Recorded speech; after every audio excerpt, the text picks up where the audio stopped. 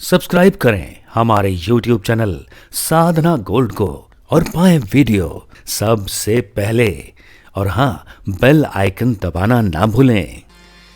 एक बड़ा दिव्य प्रभु का भगत है और इतनी प्रगाढ़ उसकी अनन्य भक्ति है कि जब भी वो भक्त भ्रमण करने के लिए जाता है तो भगवान उसके साथ साथ चलते थे। काफी वर्ष बीत गए। एक दिन भगवान की ऐसी कृपा हुई। जब प्रभु की कृपा होती है, भगवान अपने भक्तों का धन छीन लेते हैं। एक बार उसकी परीक्षा लेते हैं। जैसे बलि के दरवाजे पर भगवान गए तो पहले उसके मन को छीना। क्या छीना? मन को छीन लिया। और मन को छीना तो उसको संभाल भी लिया। संकल्प लेके धन को छीन लिया। क्या किया? धन को छीन लिया। और जब भक्त बलि एक भी लेस मात्र नहीं भटका, संदेह नहीं किया, प्रभु ने कहा कि 2 पग में हमने सब नाप लिया, तीसरा कहाँ रखूं? तब बलि कहता है, नाथ कुछ देर तो मौन रहा। भगवान ने कहा इसको बांध लो वरुण फांस में। तो बलि ने कहा एक प्रार्थना है। भगवान ने कहा बोलो। बोले महाराज धनवान बड़ा होता है या धनपति? भगवान ने कहा धनवान बड़ा होता है, धन नहीं बड़ा होता, धनपति बड़ा होता है। तो बलि कहता है महाराज धनपति बैठा है, धन को नापा है आपने, मेरे धन को नापा है, धनपति बैठा है। अब आप यहाँ समझिए आपका धन नष्ट हो जाएगा, कोई बात नहीं, लेकिन आप तो है ना, धनवान तो आप ही हैं, धन ही तो गया है, फिर आ जाएगा। और जैसे बलि के इस भाव को भगवान ने देखा और यहाँ तक बलि की कितनी प्रगाढ़ भक्ति, प्रभु का चरण आज उसके मस्तक पर है। उन प्रभु के चरणों में समस्त तीर्थों का स्थान है। ऐसा बलि धन्य है। भगवान अपने भक्तों का कभी कुछ लेते नहीं हैं, बस आपके प्रेम की, आपके भक्ति की वो परीक्षा लेते हैं और अपनी परीक्षा को देते रहिए, एक दिन सब कुछ अच्छा होगा। ऐसा ये भक्त है। एक दिन प्रभु की अति कृपा होने वाली जब होती है तो बड़ी विपत्ति आती है। विपत्ति से लेकिन घबराना नहीं चाहिए और प्रभु का नाम जप कर देना चाहिए। हम 1 माला जप कर रहे हो तो हमको 3 कर देनी चाहिए। विपत्ति की बात बता रहे हैं। ऐसे तो सुख में कोई बचता ही नहीं है। सब एक दूसरे से फोन में लग जाएंगे, कान में घंटों बातें करेंगे। काम की बातें कर लो, रख दो फोन, क्या जरूरी है बात करना। लेकिन नहीं, पड़ोसी का क्या हाल है, उसका क्या हाल है, सबकी खबर ले करके उनको बताना, हम व्यर्थ का टाइम नष्ट करते हैं। आपके कुछ रिश्तेदार हैं, नातेदार हैं, आप गृहस्थी हैं, हमें सबसे अच्छा गृहस्थी लगता है। भगवान कहते हैं हम आपको कभी नहीं कहेंगे कि आप बैरागी हो जाओ या अपना घर छोड़ दो, मैं कभी नहीं कहूँगी।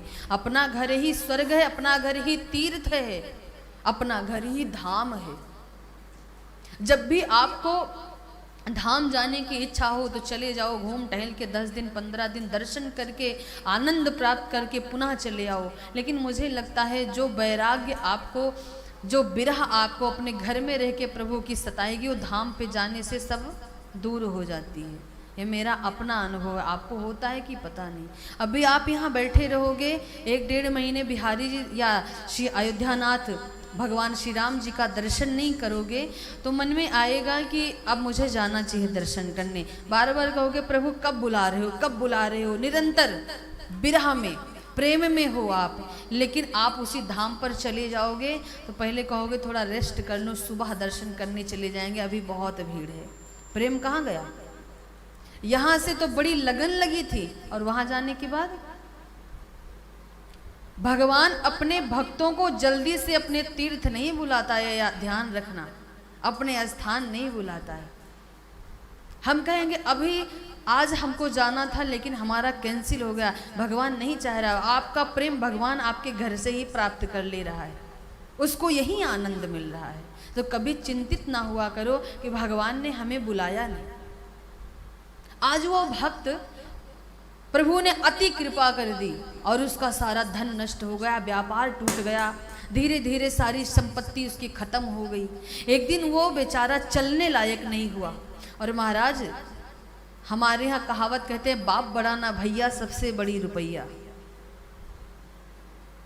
गृहस्थों के लिए धर्म कर्म भी है, लेकिन पैसे भी हैं। आज इस कलयुग में महाराज पैसों से रिश्ते बनने लगे हैं। जिसके पास धन नहीं है उसके पास कोई रिश्ता नहीं है। आ रहे होंगे, कोई सम्मान में नहीं खड़ा होगा, कोई सही से आपका कुशल क्षेम भी नहीं पूछेगा। लेकिन वहीं एक पैसे वाला व्यक्ति आ रहा हो, भले वो महाकंजूस हो, आपके लिए कुछ ना करने वाला हो एक पैसे का, लेकिन आप उसके लिए ऐसे वीआईपी भोजन मंगाएंगे, ऐसे वीआईपी नाश्ता मंगाएंगे, उसके सामने लाइन लगा देंगे, महाराज पाइए पाइए हमारे खास मेहमान हैं। अरे खास कौन है? अतिथि देवो भव, जो आ रहा है सब अतिथि ही है।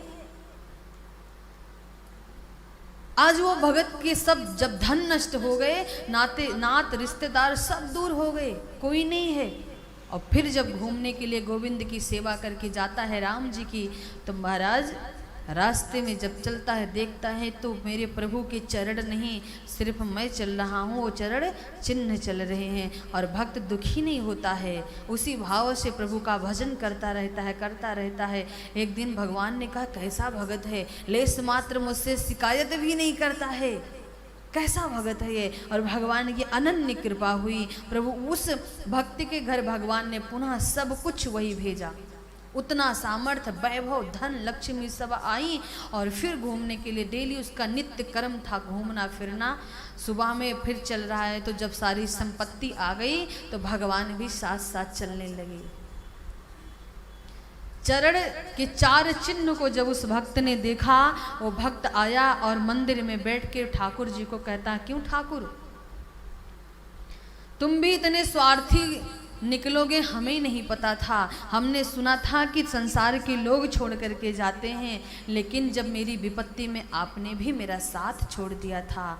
भगवान ऐसी वेदना भरी वाणी सुन करके प्रकट हो गए और कहा, प्यारे मैं तेरा साथ कैसे छोड़ सकता था, तू तो मेरे प्राणों में बसता है, मेरे मन में बसता है, मैं तुझे भी निरंतर याद करता था। पगले, जब तेरे पास कोई संपत्ति नहीं थी ना, तेरा सब लुट गया था, तेरे में चलने की सामर्थ्य नहीं थी कि तू चल सकता था, तब मैं तुझे गोद में लेकर के चलता था। तेरे नित्य क्रियाक्रम को मैं स्वयं बनाए रखा। जब तेरे पास पुनः सामर्थ्यवान हो गया तू, तब मैं तेरे साथ तेरा हाथ पकड़कर चलना शुरू कर दिया। इसलिए मैं अपने भक्तों का साथ कभी नहीं छोड़ता हूँ, मैं निरंतर अपने भक्तों के साथ रहता हूँ। कभी भी विपत्ति में अपने आप को अकेला मत समझो, अपने इष्ट का ध्यान किया करो। वो कृष्ण अपने पांडवों के लिए बहुत कुछ कर सकते थे, लेकिन किया, वनवास हो गया। रक्षा करते हैं प्रभु, पल पल रक्षा करेंगे, कोई आपका बाल बांका नहीं कर पाएगा। जाको राखे साइया मार सके ना कोई, और बाल न बाका कर सके चाहे जग बैरी हो। आपको कोई कांटा नहीं गड़ सकता। प्रभु प्राणों की रक्षा करेंगे, लेकिन आपकी उस असहाय अवस्था में प्रभु आपकी प्रतीक्षा, आपकी परीक्षा करते लेते हैं। बहुत सच्चे मन से भक्ति का यही फल देते हैं प्रभु।